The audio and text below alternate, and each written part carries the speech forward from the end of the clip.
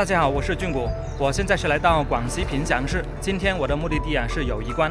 我是从萍乡市的市区出发，距离有17公里，骑摩托车大概半个小时。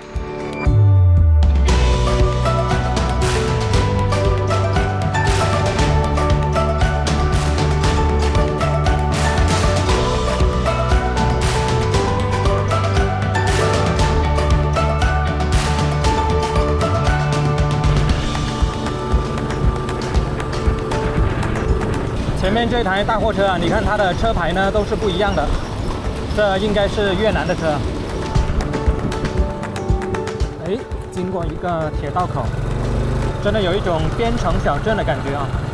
友谊关景区的入口，刚刚已经买过票了，42块钱了。网上也是卖42，不过呢，你在它的这个售票处买啊，就会有一张实体的票，这样呢可以留作纪念。在景区的入口处啊，还有萍乡市全域旅游全景导览图啊，上面呢是标志着萍乡市所有的景点了。那么友谊关呢，就是在这个位置啊。请通行。一进来之后呢，就是友谊关历史长廊啊。你看，在这旁边呢是挂满了国旗，在这个长廊里面呢是有立体的壁画。冯子材抬棺出征，痛击法军，传大捷。过了友谊关历史长廊啊，我们就可以看到一座非常具有法式风格的建筑啊。这座建筑呢，就是南关对训署啊，是建于1914年，是由当时的法国工程师设计的。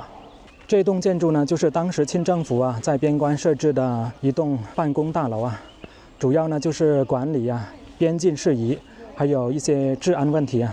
相当于是一座综合性的大楼。我们可以看到有很多拖着行李箱的人群啊，这些呢都是通过友谊关去越南的游客，或者是去那边做生意的人啊。在这座大楼前呢，还种着很多玫瑰花。进来这座建筑里面来看一下啊，大清邮局，现在就是卖纪念品的。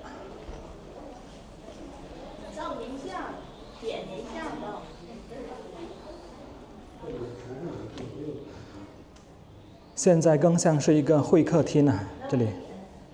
上来南关对训署的第2层来看一下，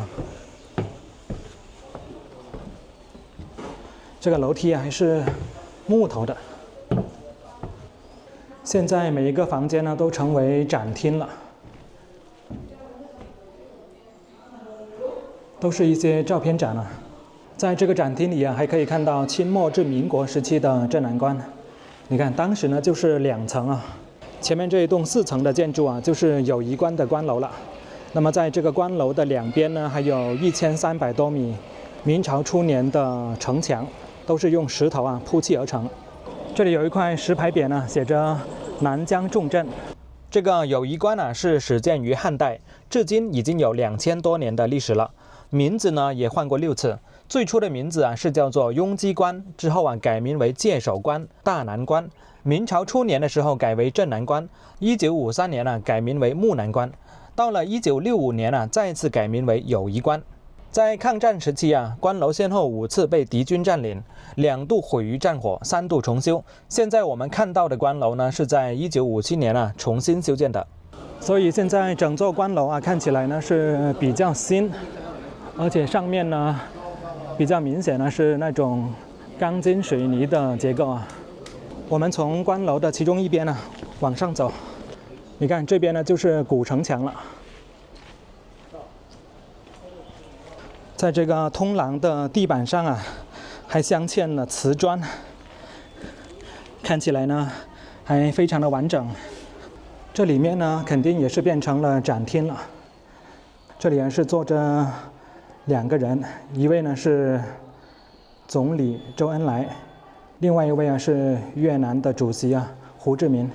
这里有一首诗叫胡志明诗，在这里呢是有诗文的译文我们来看一下其中1、2句越南乃兄弟之国，咱们需团结。主席做决定，把镇南关改为木南关。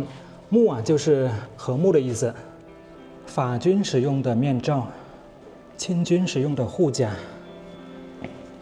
照相机的盒子，冯子材的配件啊，这难道是真品吗？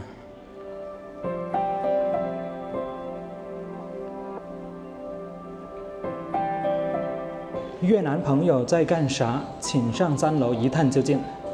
上面有一个望远镜啊，就是这样一个望远镜啊，不过呢是需要扫码支付啊。通过这个望远镜呢，就可以看到对岸的越南了。现在下来关楼，往两边的城墙啊来走一走，往金鸡山镇北炮台这个方向走。还要再验票吗？要看一下，可以。这就是明代的城墙了，你看，都是用了一些不规则的石头啊堆砌而成，而且每一级阶梯啊都特别高，起码有30到40厘米那么高了。你看，在这个城墙上呢，还有盘根错节的榕树根。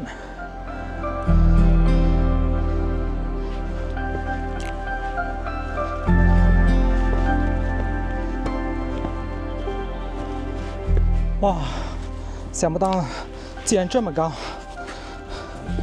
我要停下来休息一下了。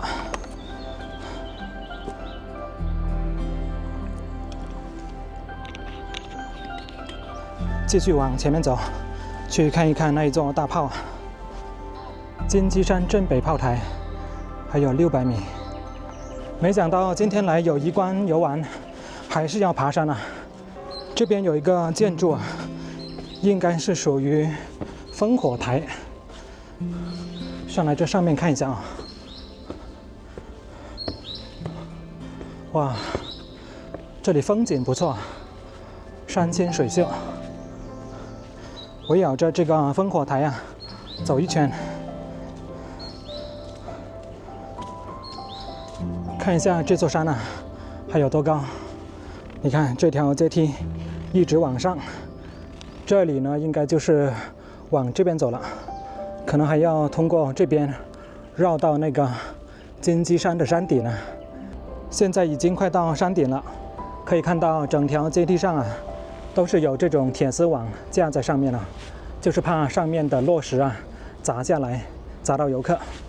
相信过了这道门之后呢，就可以看到大炮了。连城要塞遗址和友谊关。金鸡山前闸口，前闸门，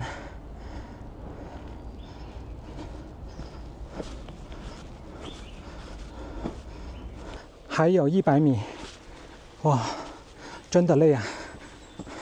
看来这座大炮啊，是架在金鸡山的最顶峰啊，镇北台记，福兴门。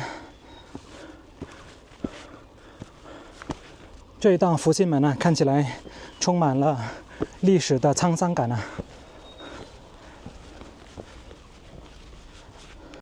镇北台，从这个小门啊进去，这里面呢就像是一个防空洞，无论是墙壁还是屋顶啊，都是用这种青石啊铺砌而成，看起来呢是非常的坚固啊。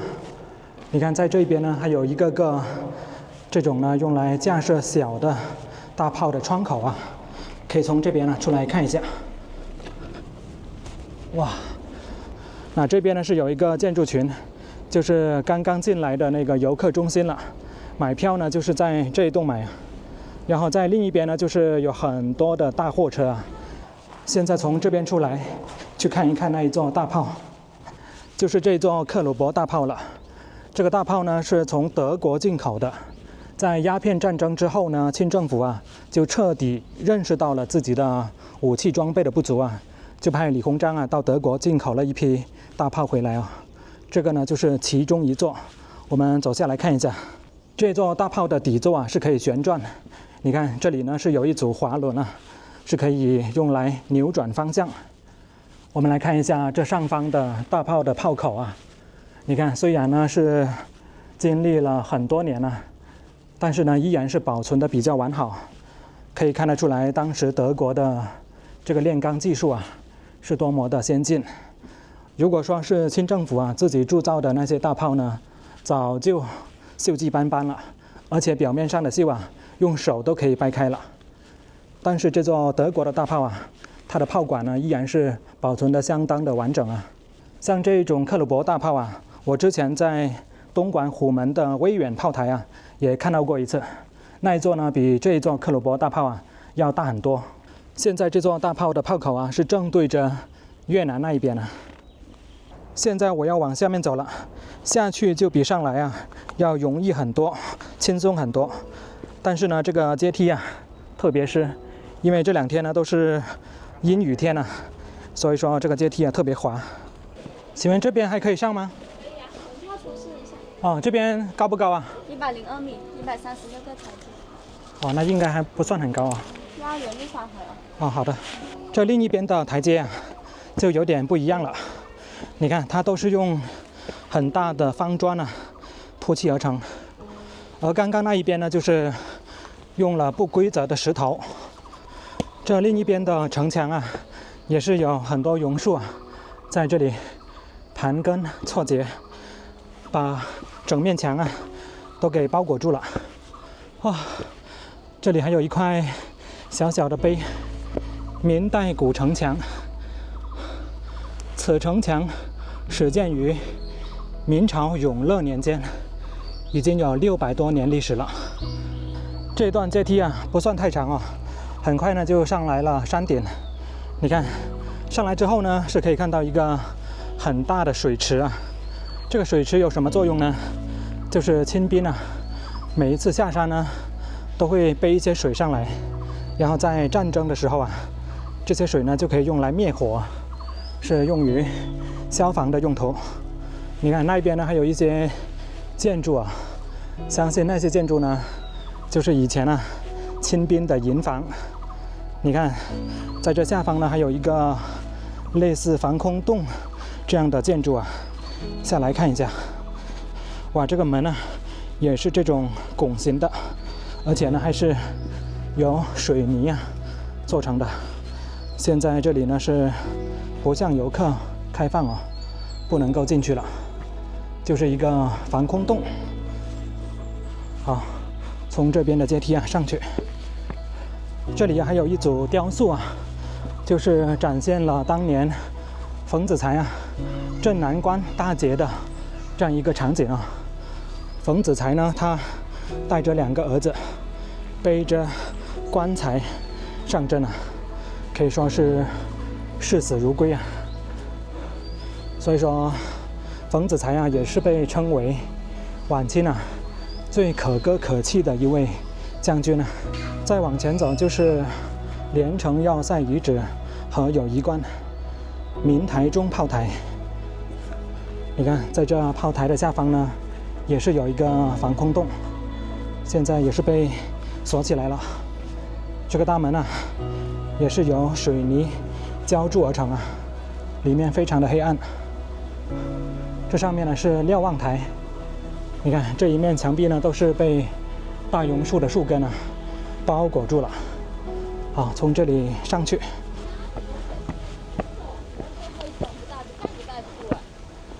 找不做是講生命嘅農民表咧。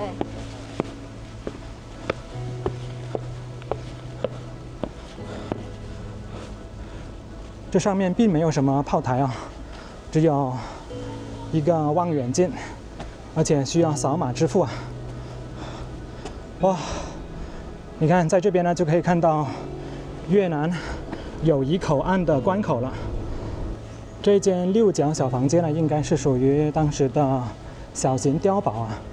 你看这里面呢是有好几个枪眼，像这个小的呢其实也是属于枪眼啊。往这个方向走呢，还有镇南关大捷遗址。这段城墙啊，他们是称作雉叠啊，因为可以用来射箭嘛，所以呢也称作箭垛。在古代啊，也称之为垛墙或者是女墙。这里还有一组雕塑啊，叫做浴血奋战。你看这个呢就是冯子材将军了。下面呢还有很多拿着大刀的士兵啊，在砍这些。你看这一位呢应该是法国人的装扮啊。你看这些英勇的士兵啊，把法国人啊一个个按倒在地啊。这上面呢就是正官炮台，从这里上去。这个正官炮台的所在位置啊是叫做左釜山，刚刚我们上去的金鸡山啊，又称之为右釜山。我们来看一下，这是炮台的入口。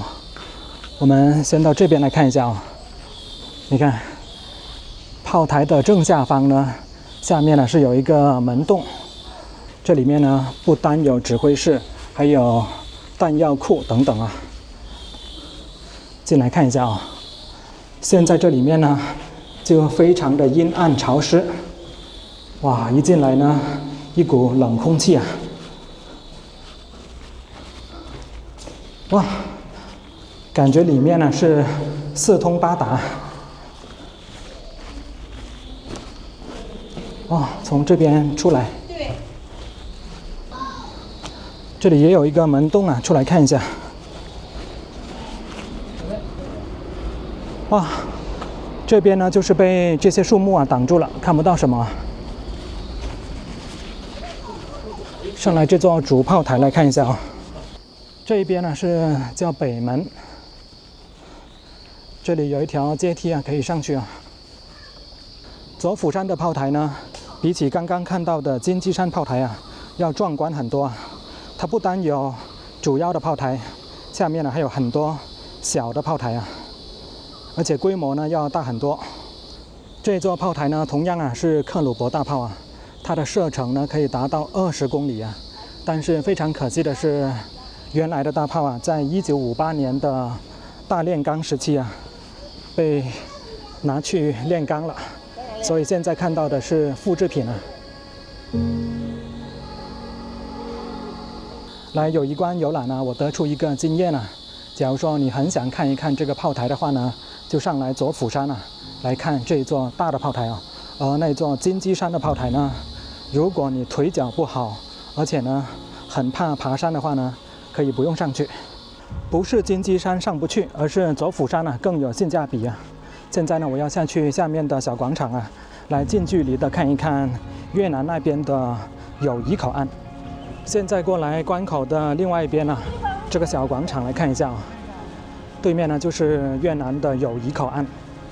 在关口的另外一边呢，就可以看到友谊关3个字了。这3个字呢，还是陈毅将军提的字。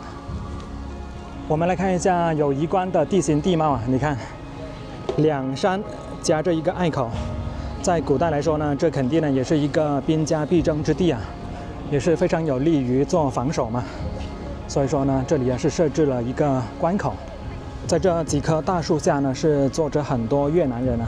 在这里呢，你可以用人民币啊，跟他们兑换越南币、越南盾啊。这另一边呢，就是出入境大厅啊。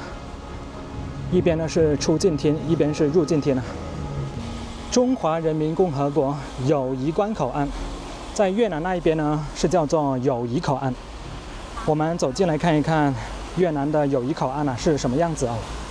在这里还可以看到0公里的纪念碑，也就是我们中国322国道的终点。322国道呢是始于浙江的温州，那么在广西的凭祥呢就是终点了。这一边呢还有一块纪念碑啊，那是越南1号公路的起点。因为这里啊不单是人员往来的口岸，也是货物商贸的关口啊。你看这里呢是有很多大货车，刚刚走过去的那一台货车啊是属于越南那一边的货车，因为它的车牌啊是跟我们不一样的。像这边呢有好几台都是从越南那边运货物返回中国的货车。我们把镜头拉近看一看越南的友谊口岸，它这个关口的建筑啊，是不是特别像是五角星的上面半部分呢？它是露出了五角星的其中3个角啊。你看1、2、3。